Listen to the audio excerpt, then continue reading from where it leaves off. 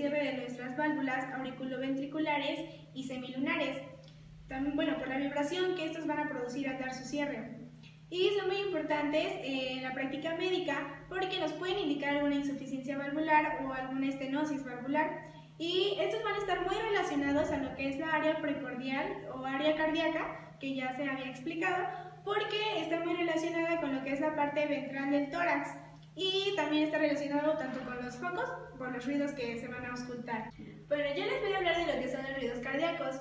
Dentro de los ruidos vamos a poder ubicar dos, unos van a ser fisiológicos y otros patológicos, los cuales nos vamos a poder expresar con la palabra loop, donde loop va a dar el cierre de nuestras válvulas auriculoventriculares y va a producir a lo que es el primer ruido, el cual da inicio a lo que es la sístole, mientras que la palabra do va a hacer referencia a nuestro segundo ruido, que es el cierre de las válvulas semilunares y nos va a dar inicio a lo que es la diástole.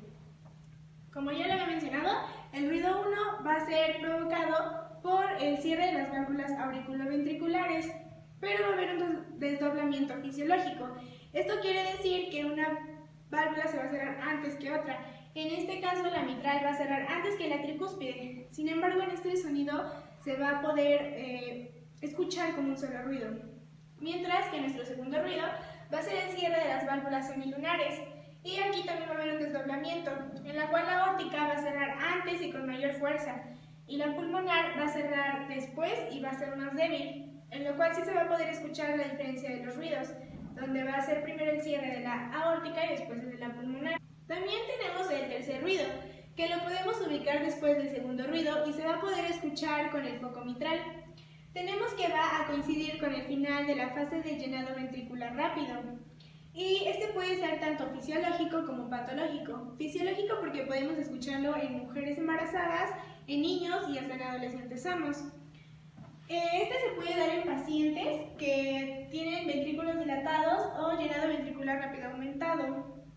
Esto se puede dar por una miocardiopatía, insuficiencia cardíaca congestiva, insuficiencia tricuspidia y cortocircuitos grandes. Y por último, nuestro cuarto ruido, que lo vamos a poder escuchar antes del primer ruido, como se muestra aquí. Y este va a ser totalmente patológico. Y implican alteraciones de llenado ventricular rápido.